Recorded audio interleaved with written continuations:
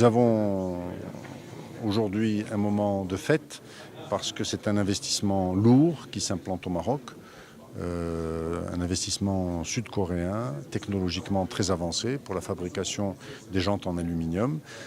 C'est un investissement de 4 milliards de dirhams qui va employer 1300 personnes et qui va être sur une superficie supérieure à 23 hectares.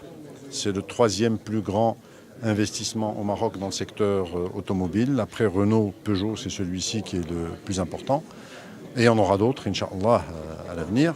Le secteur automobile est, comme vous le savez, le premier secteur exportateur au Maroc. Sa Majesté, que Dieu l'assiste, avait donné des orientations très claires sur ce secteur-là, lorsque tout le monde en doutait au niveau international, parce que le Maroc avait des capacités de réaliser ce type ou d'attirer ce type d'investissement. Eh bien, aujourd'hui, c'est fait. Nous avons, comme vous le savez, 2 constructeurs automobiles de taille, avec 4 usines.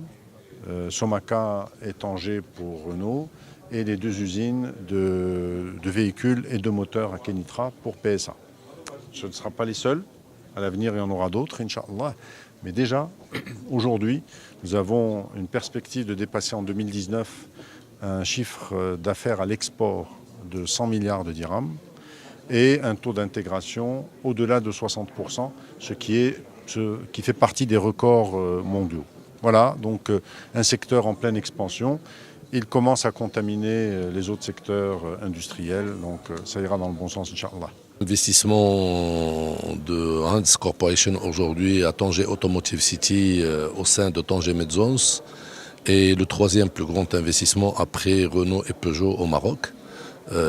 Cette entreprise va fabriquer des jantes en alu, procédés complexes et innovants, avec une capacité de fabrication de plus de 8 millions de jantes qui sont destinées à l'export.